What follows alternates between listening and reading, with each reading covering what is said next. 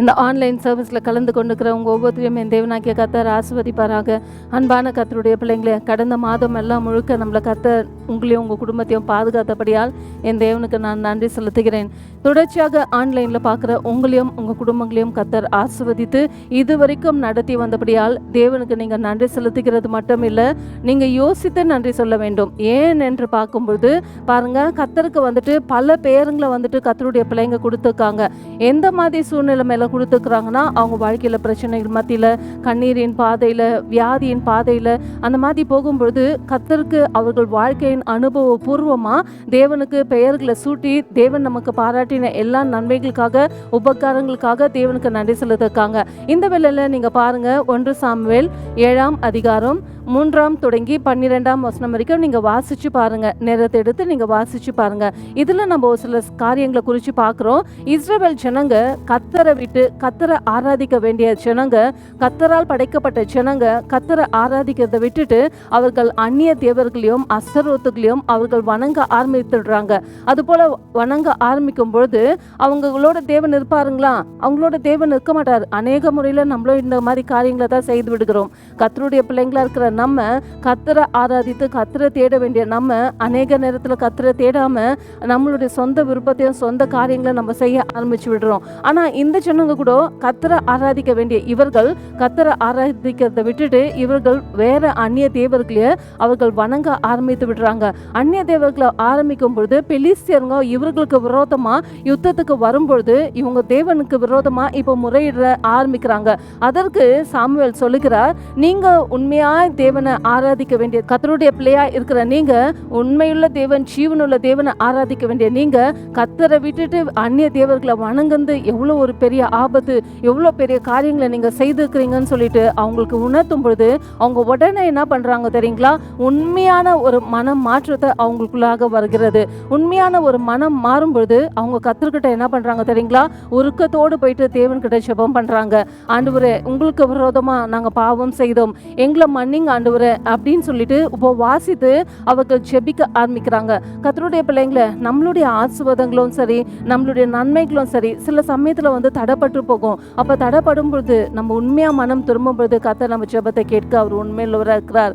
நம்ம உண்மையாக மனம் திரும்பும் பொழுது நம்ம உடனே என்ன பண்ணுறோம் தெரியுங்களா? தேவன்கிட்ட நம்ம ஜெபிக்கிறோம். தேவன்கிட்ட ஜெபிக்கும் பொழுது தேவன்கிட்ட நம்ம முறையிடுகிறோம். ஆண்டவரே, என்னுடைய தேவைகள் இதெல்லாம் இருக்காப்பா, என் தேவைகளை நீங்கள் சந்திங்கன்னிட்டு அதே போல் கர்த்தர் நம் தேவைகளை கர்த்தர் சந்திக்கிறார். அதே போல் இந்த இஸ்ரவேல் ஜனங்க என்ன பண்ணுறாங்க தெரியுங்களா? அவர்கள் உபவாசித்து கர்த்தரை நோக்கி ஆராதனை செய்து கர்த்தரிடத்துல உண்மையாக அவர்கள் ஜெபிக்க ஆரம்பிக்கிறாங்க. அவர்களுடைய ஜெபத்தை கேட்கிற தேவன் அவர்களுக்கு உதவி செய்கிறார். எப்படி உதவி செய்கிறார் அவர்களுக்காக பார்க்கலாங்களா? சாமுவேல் போய் கர்த்தரிடத்துல முறையிடுகிறார். முறையிட்டு ஆண்டவர்கிட்ட ஜெபிக்க ஆரம்பிக்கிறார். ஆண்டவரே, இவங்க மேல மனம் இறங்குங்க அப்படின்னு சொல்லி அவங்களுக்காக ஜெபிக்கிறது மட்டும் இல்லை, அவங்களுக்காக பலி செலுத்த ஆரம்பிக்கிறார். அதை கேட்ட கர்த்தர் அவர்களுக்கு உதவி செய்ய ஆரம்பிக்கிறார். உதவி செய்யும் பொழுது இந்த பெலிஸ்தருங்க இவர்களுக்கு விரோதமா வந்திருக்காங்க பார்த்தீங்களா? இவர்களை அவர்களால முறியடிக்கவே முடியாம போய் விடுகிறது. கர்த்தர் அவர்களோடு எப்படி பேசுறாரு தெரியுங்களா? இடி முழக்கத்தின் சத்தத்தோட அவர்களோட பேச ஆரம்பிக்கிறார். நான் உங்களோட இருக்கிறேன்னு அப்படி பேசி அவங்களுக்கு உதவி செய்து கர்த்தர் அந்த யுத்தத்துல இஸ்ரவேல் ஜனங்களை வெற்றி சிறக்க பண்ணுகிறார். அப்போ பெலிஸ்தருங்க அந்த இடத்துல பார்க்கும்பொழுது அவர்கள் முறிந்து விழுகிறார்கள். முறிந்து விழும்பொழுது தேவன் தான் எங்களுக்கு உதவி செய்தார். இந்த இடத்துல பார்க்கும்போது மனுஷங்களுடைய யுத்தத்துல அவங்க வின்னாகினாங்க. அவங்க மனுஷருடைய யுத்தத்துல அவங்க வின்னாக கிடையாது. தேவனுடைய உதவி, தேவன்கிட்ட உண்மையா அவங்க மனம் திரும்பினாங்க.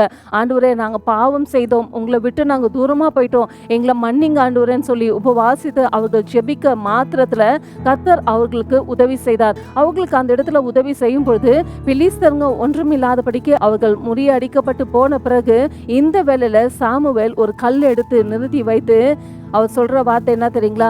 எபினேசர். எபினேசர் என்றால் இதுவரைக்கும் எங்களுக்கு உதவி செய்தீங்க பாத்தீங்களா? கடந்த 7 மாதம் முழுக்க கர்த்தர் உங்க வாழ்க்கையில உதவி செய்தார். திரும்பி பாருங்க, கொஞ்சம் கடந்து வந்த பாதைகளை நீங்க திரும்பி பாருங்க.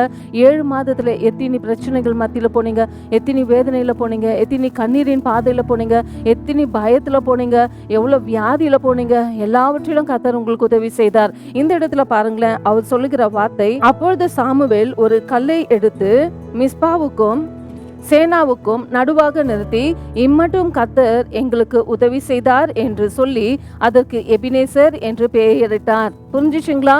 எபினேசர் என்றால் இதுவரைக்கும் எங்களுக்கு உதவி செய்தீங்க, கடந்து வந்த பாதைகளில கர்த்தர் இதுவரைக்கும் நமக்கு உதவி செய்தார்.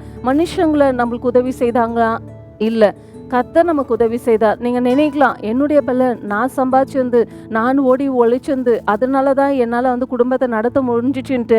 கர்த்தர் கண்டி நம்மளை கைவிட்டு இருந்தார்னா நம்மளால் சம்பாதிக்கவும் முடிஞ்சிருக்காது, ஓடவும் முடிஞ்சிருக்காது, வேலை செய்யவும் முடிஞ்சிருக்காது, எல்லாவற்றிலும் ஏமாந்துருப்போம். கர்த்தர் மட்டும்தான் இந்த இடத்துல அவர்களுக்கு உதவி செய்த தேவன் நமக்கும் உதவி செய்து வந்தார். 7 மாதம் கர்த்தர் நமக்கு உதவி செய்தார் என்றால் வரப்போகிறதான மாதத்திலையும் கண்டிப்பாக அவர் உங்களுக்கு உதவி செய்ய அவர் உண்மையுள்ள தேவனாக இருக்கிறார். உங்களுக்காக ஒரு சம்பவத்தை நான் சொல்றேன் பாருங்களேன். ஒரு மனுஷன் தானா, அந்த மனுஷன் என்ன தெரியுங்களா, மலை ஏறுகிற ஒரு மனுஷனா இருந்தானா. அவன் என்ன பண்ணானா, நம்ம திறமையில ஏறிடுவோம் மலையை அப்படின்னு சொல்லிட்டு அவன் மவுண்டன் மேல என்ன பண்ணானா, ஒரு பெரிய கயிறை வச்சுட்டு மேலே ஏறிட்டே இருந்தானா. அவனால எவ்வளோ முயற்சி எடுக்கிறானா, அவனால ஏறி மேலே போகவே முடியலைங்களா. தவறி கீழே வந்துட்டே இருந்தானா. அதுக்கு பிறகு யோசிச்சானா, நம்ம எவ்வளோ தவறு செய்கிறோமே, நம்மளுடைய முயற்சினால நம்ம மேலே போயிடுவோம்னு சொல்லி நினச்சதுனால தான் நம்ம தவறி கீழே வந்துட்டே இருக்கிறோம் அப்படின்ட்டு உடனே அவன் என்ன பண்ணானா, கர்த்தர்கிட்ட அந்த இடத்துல அவன் ஜெபம் பண்ணானா, ஆண்டவரே எனக்கு நீங்க உதவி செய்யுங்க, அந்த மலையை நான் போய் சேர வேண்டும், அந்த மலையில போய் நான் ரீச் ஆகணும்னு சொல்லிட்டு அவன் ப்ரே பண்ணிட்டு அவன் ஏற தொடங்கினானா. ஏற தொடங்கிட்டு மேலே உச்சி கட்டத்தில் போய் அந்த இடத்துல போய் அவன் சேர்ந்தானா. சேர்ந்த பிறகு திரும்பி பார்த்துட்டு யோசிச்சானா, ஐயோ நான் இந்த மலையில இவ்வளோ உச்சி கட்டத்தில் என்னால் வந்துக்க முடியாது, இதுக்கெல்லாம் கர்த்தர் தான் எனக்கு உதவி செய்தார். நான் கர்த்தரை நோக்கி கூப்பிட்டேன், கர்த்தரிடத்துல நான் விண்ணப்பம் பண்ணேன், கர்த்தர் ஒருவர் மட்டும் தான் எனக்கு உதவி செய்தார், அதனால தான் இவ்வளோ உச்சி கட்டத்தில் நான் சேர்ந்துட்டு நான் மேலே நிற்க எனக்கு உதவி செய்தாருன்ட்டு தேவனுக்கு நன்றி செலுத்தினானா. அப்போ கர்த்தருடைய பிள்ளைங்களை அநேக முறையில் கர்த்தர் செய்த நன்மைகளை உபகாரங்களை மறந்து விடுறீங்களா? அதுக்காக தான் சங்கீதக்காரன் சொல்லுகிறார், என் ஆத்துமாவே கர்த்தரை ஸ்தோத்திரி, என் முழு உள்ளமே அவருடைய பசுத்த நாமத்தை ஸ்தோத்திரி, என் ஆத்துமாவே கர்த்தரையே ஸ்தோத்திரின். அப்போ உன்னுடைய ஆத்துமாவுக்கு சொல்லணும், நான் செய்த நான் பண்ணிட்டு நீங்க யோசிக்காதீங்க, எல்லாமே கர்த்தர் தான் நமக்கு உதவி செய்தார். எபினேசரா இருந்து இத்தினி மாதம் காலம் நம்மளை கடக்க வைத்தவர் இனி வரப்போகிறதான மாதத்திலையும் அவர் உங்களுக்கு உதவி செய்ய அவர் உண்மையுள்ளவராக இருக்கிறார். அவர் மேல விசுவாசமா இருங்க. உங்களுடைய வாழ்க்கையில அநேக சாட்சிகளை நீங்க காண்பீங்க. இந்த 7 மாதத்துல எத்தனையோ சாட்சிகளை, எத்தனையோ நன்மைகளை பெற்ற நீங்க எத்தனையோ சாட்சிகளை நீங்க சொல்லலாம், கர்த்தர் எனக்கு இப்படியெல்லாம் உதவி செய்தார், இப்படியெல்லாம் நன்மை செய்தாருன்ட்டு. அதே போல வருகிறதான மாதத்திலையும் உங்களுக்கு உதவி செய்வார். இந்த வேலையில கண்களை மூடி நம்ம ஜெபிக்கலாங்களா? எங்களை அதிகமாக நேசிக்கிற எங்கள் ஜீவனுள்ள தகப்பனே உமக்கு நாங்கள் நன்றி செலுத்துகிறோம். அப்பா, இந்த வரப்போகிறதான மாதத்துல கர்த்தருடைய பிள்ளைங்களை உங்களுடைய கரத்தில் நாங்கள் ஒப்பு கொடுக்கிறோம். அப்பா, இத்தனை மாத காலமாய் நீங்கள் பிள்ளைங்களுடைய வாழ்க்கையில் நீர் எபினேசரா இருந்து இதுவரைக்கும் உதவி செய்தீங்க. இனிமேலும் வரப்போகிறதான நாட்களில் பிள்ளைங்களுடைய வாழ்க்கையில் அப்பா எந்தெந்த நன்மையான காரியங்களை அவர்கள் எதிர்பார்க்குறாங்களோ அந்த காரியத்திலையும் நீர் எபினேசரா இருந்து இதுவரைக்கும் உதவி செய்தவர். இனிமேலும் நீர் உதவி செய்ய உண்மையுள்ள தேவனா இருக்கிறபடியால் உமக்கு நாங்கள் நன்றி செலுத்துகிறோம். அநேக முறையில் அப்பா இஸ்ரவேல் ஜனங்களை போலவே நாங்களும் அப்பா உம்மை விட்டு தூரம் போகிற ஒரு நிலைமை, அப்பா உம்மை மறக்கிற ஒரு நிலைமை, கர்த்தர் செய்த நன்மைகளை அப்பா மறந்து விடுகிற ஒரு நிலைமை காணப்படுகிறது. எல்லாவற்றையும் மன்னித்து ராஜா. அப்பா இனிமேல் அப்பா கர்த்தர் எங்களுக்கு உதவி செய்தார் என்று உண்மையான ஒரு மன மாற்றத்தை எங்களுக்குள்ளாக நீங்க தாங்க. கர்த்தருடைய பிள்ளைங்க எந்தெந்த காரியத்துக்காக ஜெபிக்கிறாங்களோ அந்த காரியத்துல ஒரு வெற்றியும் ஜெயத்தையும் அவர்களுக்கு தாங்க. இயேசுவின் நாமத்துல நாங்கள் ஜெபிக்கிறோம் எங்கள் நல்ல பிதாவே, ஆமேன். இந்த ஆன்லைன் சர்வீஸில் கலந்து கொண்டுக்கிற உங்கள் ஒவ்வொருத்தரையும் என் தேவனாகிய கர்த்தர் ஆசீர்வதிப்பாராக. இம்மட்டும் உதவின எபினேசர் இனிமேலும் உங்களுக்கு உதவி செய்வார். ஒவ்வொரு வெள்ளிக்கிழமையும் இரவு 7 மணிக்கு சந்தியா ஜெயராஜ் என்ற யூடியூபின் வாயிலாக கர்த்தருடைய வார்த்தை பார்த்து தேவனுடைய ஆசீர்வாதங்களை பெற்றுக்கொள்ளுங்கள். கர்த்தர் உங்களையும் உங்கள் குடும்பத்தையும் ஆசீர்வதிப்பாராக.